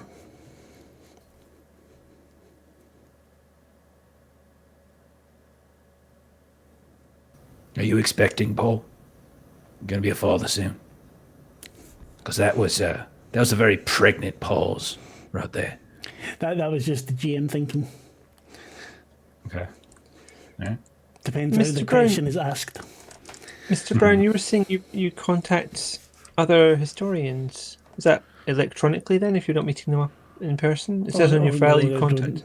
Prefer electronic correspondence? No, we would write letters. There's sending electronic correspondence within the laundry hive. More than my job's worth.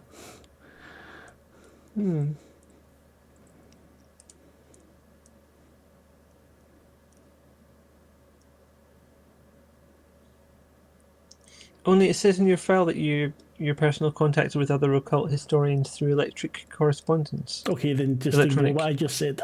Electronic. And the thing is, you know that maybe you don't get to see them.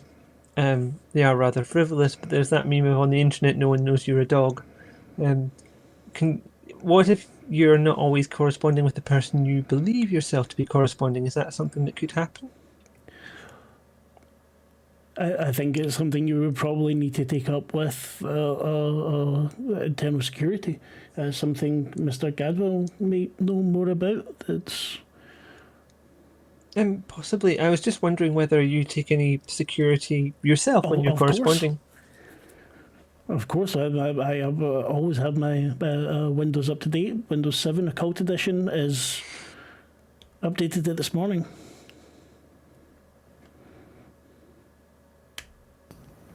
I'm going to level with you, Paul. I think that you are responsible for divulging essential information from the laundry to another party outside of us, and I'm going to make a recommendation on that to somebody else. The only question I don't have now is whether you did this intentionally or whether this was done through some sort of an accidental communication or unaware of who you might have been speaking to, as Miss Elwood has mentioned. It seems pretty clear to me that you're the one we're looking for. He starts to squirm. I don't know what you mean. I mean, I think that you are a mole. I'm not a mole. Not like a literal mole. I meant like metaphorical. I think you are divulging classified intelligence. I would never do that. And he starts to look at me. I swear, I've never done it. I just had a dream. I never sent anything. I just keep dreaming. I gave my friend a letter to send to the embassy, but it was only a dream. It didn't happen. I didn't do it. Your friend, the book owner, the bookstore, Stimson. In the dream, he sent the letter for me. Yes, he didn't know what was in it, but it was just a dream. I would never ever have done something like that.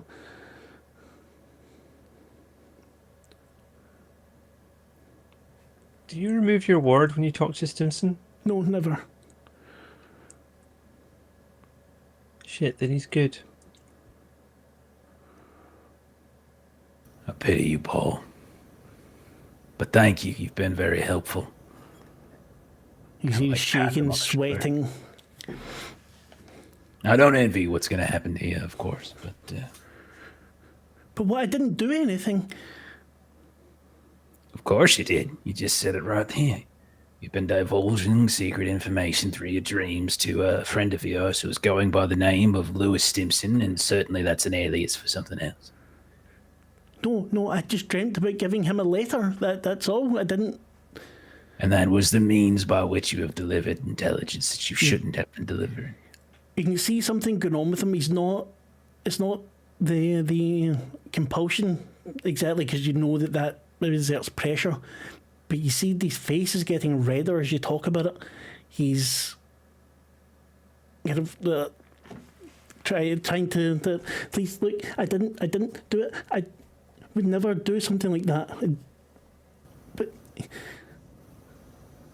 But you did, Paul. What sort of magic do you have? Okay, so my spell. So I got the computational stuff that we talked about. Spell-wise, I've got defensive binding, which is just like a boost to armor. I've got easy exorcism, entropy manipulation, and scrying. Okay. I'm not sure. No, it's okay. Yeah, I'm not sure.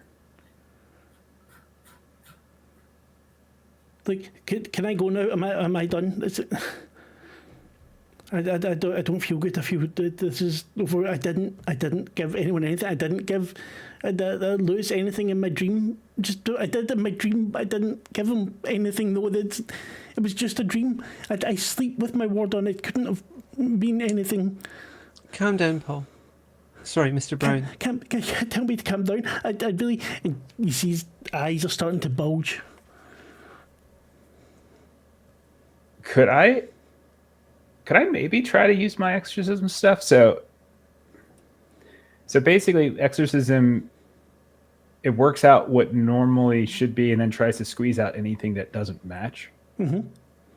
So, like, if we're familiar with, what this room, like the magic that this room would put, that would be normal. Like, we would expect that to be there. Is it possible I could use that to see if there's like some other kind of compulsion or some other enchantment on him? Yes. Cool. All right. So, mind and magic, I think, is probably it, unless it's not spirit, is it? It's mind, right? Whatever you want. Depends how you would go about it. It's the same. They're the same for me. So Okay. I'll just say mind. Yeah. Okay. I'll give it a go. All right. I have one.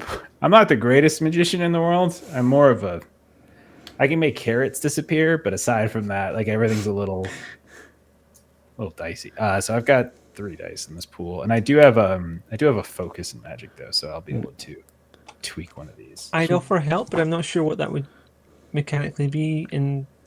I don't think you could in this case. No, I don't think I could. Difficulty is 5. Okay, I do have a 6 and a 5, and then my focus won't do anything because the other one's a 2, so it's not even close. So you could spend a luck and re-roll it. Am I okay to do that? You've got Nadia? a lot. Okay, I just want. All right, I just want to remember we were talking about how like there's like some luck you can definitely. spend Yeah. with Yeah, permission and others. All right, I'll try again. Just All roll right, it I in. got a 4. I got a 4 this time, and with my focus and magic, I can add a 1 to that, right? So that becomes a 5. So that would be a 6, 5, 5. And as you sit there and you, maybe, I don't know what sort of practitioner you are, if it's on your phone or if you're drawing something or...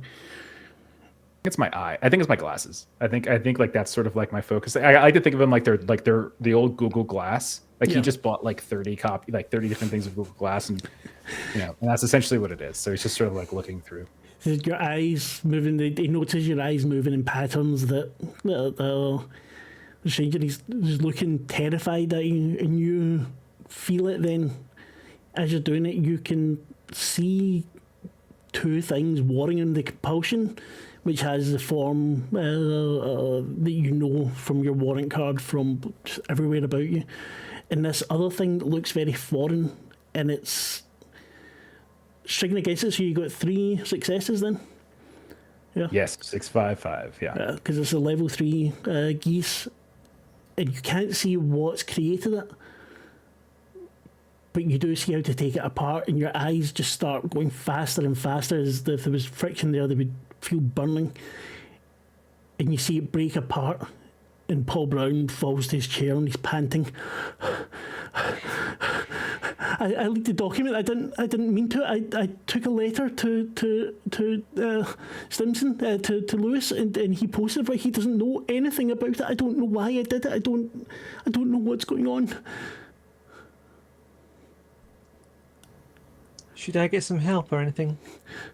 You see, there's blood trickling out of his nose and his ears.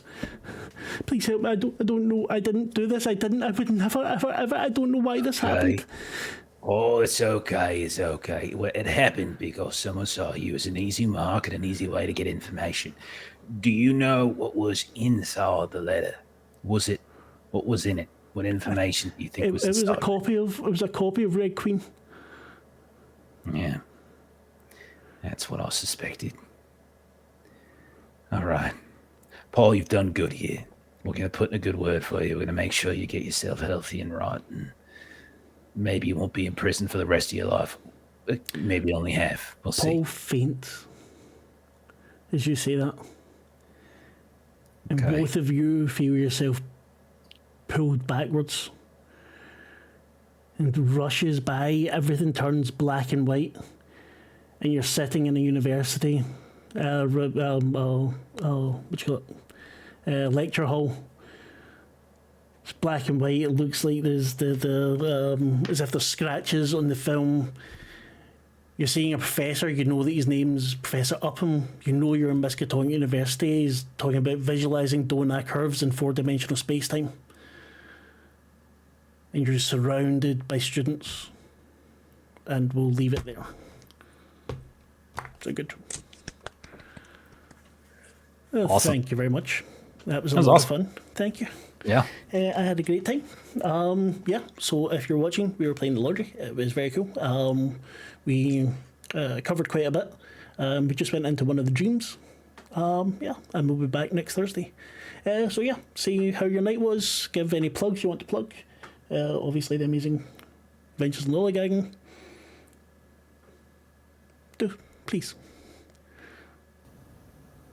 Yeah, sure. Yeah, you can find us over at twitch.tv/lollygaggers. You can find us on YouTube, Adventures in Lollygagging. We've got lots of games. We play games like this and other games as well. So we stream usually North American Pacific Coast times. So it would be like in the middle of the morning for, or something like that. But yeah, you can check us out on YouTube. Got lots of stuff up there. There we go. Excellent, thank you very much. And Levita, about you? What games are you running? I'm running Vampire the Masquerade tomorrow night at 8 p.m. UK time, which I think will be about 3 p.m. Eastern. Very cool. Other ones you can work out from there. Yeah. It'll be on YouTube afterwards. So Okay, excellent. Yeah.